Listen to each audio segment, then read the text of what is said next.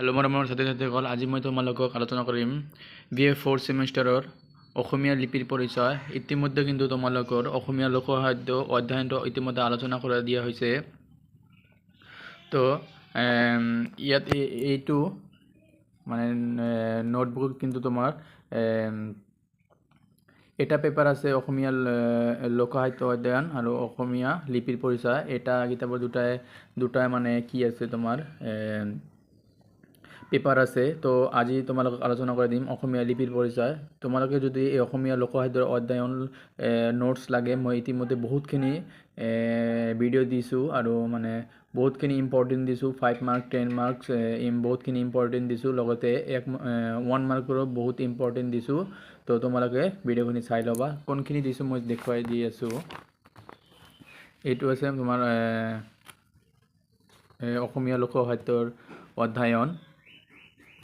অসমীয়া লোকসাহিত্যৰ অধ্যয়ন এইখিনি গোটেইখিনি মই আলোচনা কৰি দিছোঁ, A to Z। যিমানখিনি তোমাৰ প্ৰয়োজন আছে সেইখিনি মই প্ৰয়োজনীয়তকৈ বেছি মই আপলোড কৰি দিছোঁ, মানে ভিডিঅ'খিনি ডিছকাছ কৰি দিছোঁ, নোটছবিলাক ডিছকাছ কৰিছোঁ, লগতে প্ৰশ্ন আৰু লগতে উত্তৰখিনি ডিছকাছ কৰি দিছোঁ। তোমালোকে কিন্তু চাই ল'বা।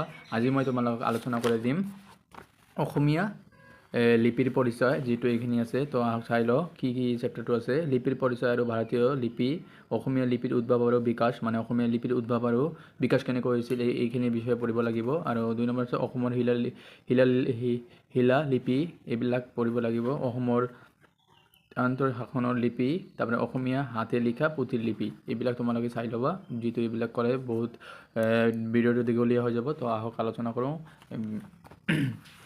প্ৰথম চেপ্টাৰলৈ যাওঁ।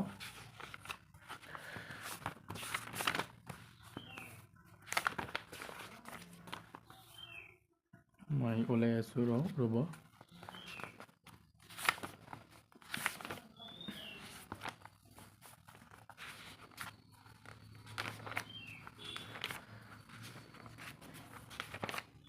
অলপ ৰ'ব, মই ওলাই আছোঁ।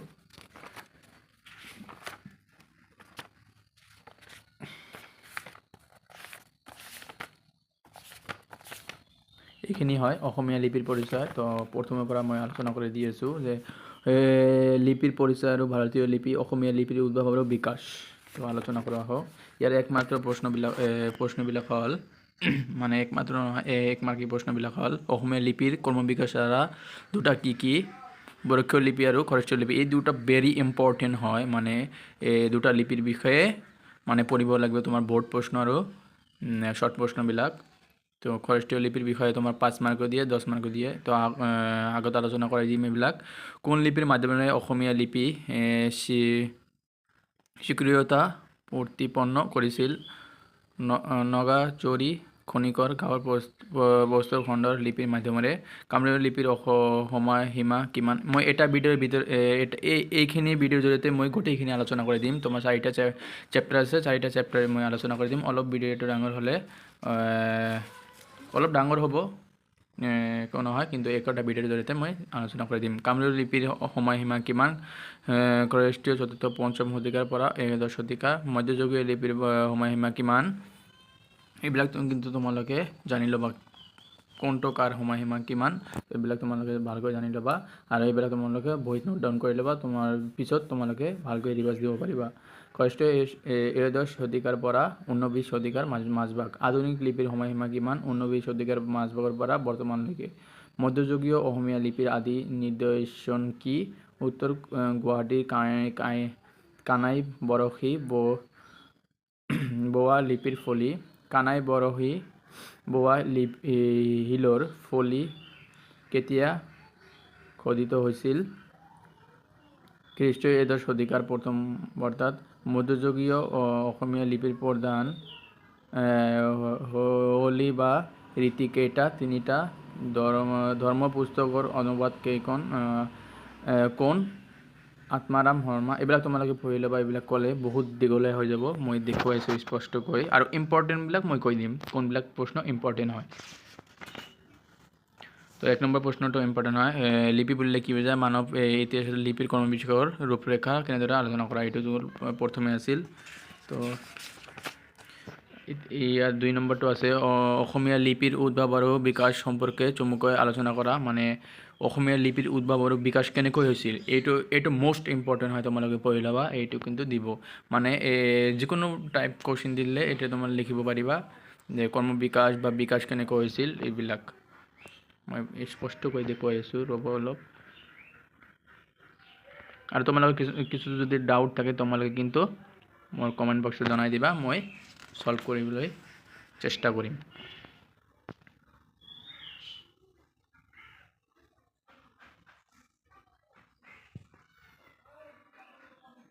তোমালোকে কিন্তু ইয়াত যে আণ্ডাৰলাইন কৰা আছে যে উমাচল শিলালিপি আৰু নগাজৰি কণিকৰ গাঁৱৰ শিলালিপি দুখনৰ পাছত এইখিনি কিন্তু এড কৰি দিবা এইটোত। তো 3 নম্বৰটো ইমান ইম্পৰ্টেণ্ট নহয়। তো 4 নম্বৰটো বামুণীয়া লিপি ইম্পৰ্টেণ্ট হয়। তোমালোকে ইয়াত চমুটকা দি আছে, তোমালোকে এইটো ইম্পৰ্টেণ্ট হয় বামুণীয়া শিলালিপি। তো মই চমুটকাবিলাক গোটেইখিনি দেখুৱাই আছোঁ, সৰু সৰু হয়, তোমালোকে এইবাৰকৈ পঢ়ি যাবা। তো দুটা হৈ গ'ল, এইটো এইটো ইম্পৰ্টেণ্ট হয়, তোমালোকে চাই ল'বা।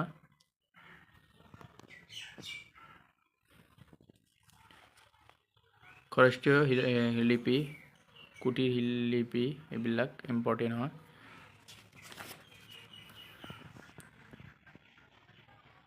গোটেইখিনি পঢ়িব নালাগে, তোমালোকে যিখিনি ইম্পৰ্টেণ্ট লাগে সেইখিনি পঢ়ি দিবা। মই চমুটকাৰ বিষয়ে মই ইম্পৰ্টেণ্ট নিদিলোঁ, তো মই এটা ইম্পৰ্টেণ্ট দিলোঁ, এইটো ইম্পৰ্টেণ্ট হয়। তোমালোকে যে মই দি আছোঁ, তোমাৰ কৈ আছোঁ মই, বামুণীয়া লিপি এইটো ইম্পৰ্টেণ্ট হয়।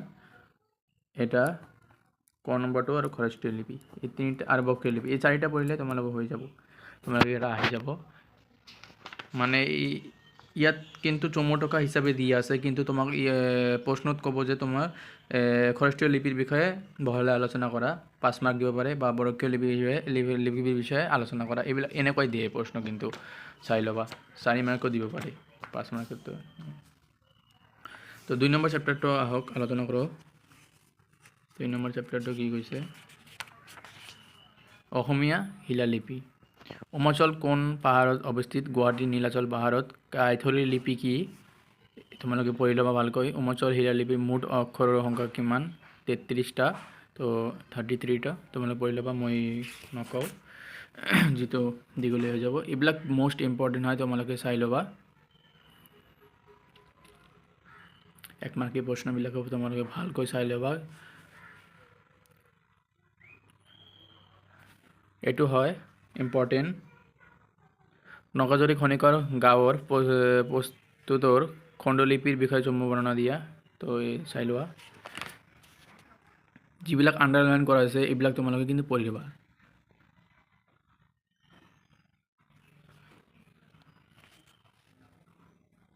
ইয়াত কিন্তু উমাচল লিপিৰ বিষয়ে দিয়া আছে, তোমালোকে ভালকৈ চাই ল'বা, যিহেতু ইয়াত চমুটকা দি আছে।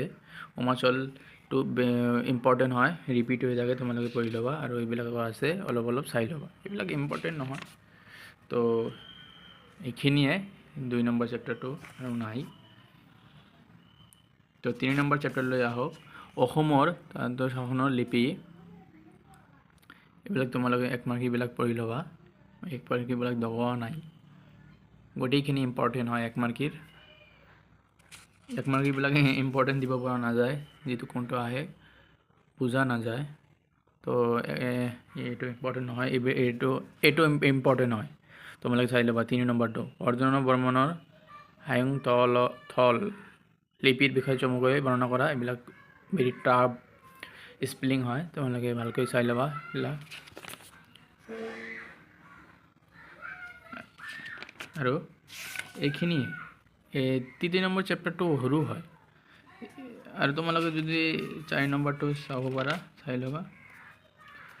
4 নম্বৰ চেপ্টাৰটো হ'ল অসমীয়া হাতিলিকা পুথিৰ লিপি। এইটো মোষ্ট ইম্পৰ্টেণ্ট চেপ্টাৰ হয়, বহুতখিনি মাৰ্ক আহে ইয়াৰ পৰা, তুমি চাই ল'বা।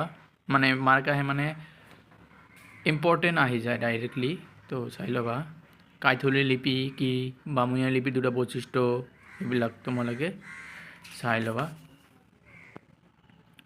1 মাৰ্কীবিলাক গোটেইবিলাক। বামুণীয়া লিপি ইয়াত আকৌ দিয়া আছে, তোমালোকে চাই ল'বা। এইবিলাক ইম্পৰ্টেণ্ট হয়, যিবিলাক আণ্ডাৰলাইন কৰি দিছোঁ। আৰু তোমালোকৰ অসমীয়া লিপিৰ পৰিচয়টো এইটো দিয়াই হ'ল। অসমীয়া লোকসাহিত্যৰ অধ্যয়ন বহুতখিনি ভিডিঅ' দি আছে, বহুতখিনি মানে ইম্পৰ্টেণ্ট দিয়াতকৈ বহুতখিনি ইম্পৰ্টেণ্ট দি দিছোঁ মই। তো তোমাৰ এইটো ইম্পৰ্টেণ্ট হয়, 16 নম্বৰটো হাতীলেখা পুথিৰ পাঠ সমীক্ষা সম্পৰ্কে 80 চমু ধাৰণা দিয়া, এইটো ইম্পৰ্টেণ্ট হয়, তোমালোকে চাই ল'বা। লাষ্ট প্ৰশ্ন হয় এইটো, মই ভালকৈ দেখুৱাইছোঁ ফাৰ্ষ্টৰ পৰা, মই বৰ্তমানৰ পৰা ভালকৈ দেখুৱাইছোঁ। মই কৈ আছিলোঁ যে অসমীয়া লোকসাহিত্যৰ অধ্যয়নৰ তোমালোকে কিন্তু চাই ল'বা, বহুতখিনি ইম্পৰ্টেণ্ট আছে। এটা ভিডিঅ' অলপ ডাঙৰ আছে, গোটেইখিনি আলোচনা কৰা আছে আৰু চেপ্টাৰ ৱাইজো আলোচনা কৰা দিয়া আছে যে অসমীয়া লোকসাহিত্যৰ অধ্যয়নটো তোমালোকে চাই ল'বা আৰু তোমাৰ বন্ধু বান্ধৱীসকলক এইটো ভিডিঅ' শ্বেয়াৰ কৰি দিবা। আৰু চেনেলটো নতুন হ'লে চেনেলটো ছাবস্ক্ৰাইব কৰি ল'বা, যিহেতু তোমাৰ 5th ছেমিষ্টাৰৰ উঠিবা। ইয়াৰ পিছত মই 5th ছেমিষ্টাৰৰ নোটছো দিম, 6th ছেমিষ্টাৰৰ দিম, মানে ফাৰ্ষ্ট ছেমিষ্টাৰৰ পৰা মই লাষ্ট ছেমিষ্টাৰলৈকে দি আছোঁ এইটো চেনেলত। তো তোমালোকে তোমাৰ বন্ধু বান্ধৱীসকলক শ্বেয়াৰ কৰি দিবা আৰু তোমাৰ সৰু যিবিলাক ভাই ভণ্টি আছে তোমাৰ ক্লাছ 10ত পঢ়ে বা 12ত পঢ়ে, মানে হায়াৰ ছেকেণ্ডেৰীত পঢ়ে, 12, তো তাকো দি দিবা। মই তাকো ইম্পৰ্টেণ্ট দি থাকোঁ সদায়। তো ধন্যবাদ।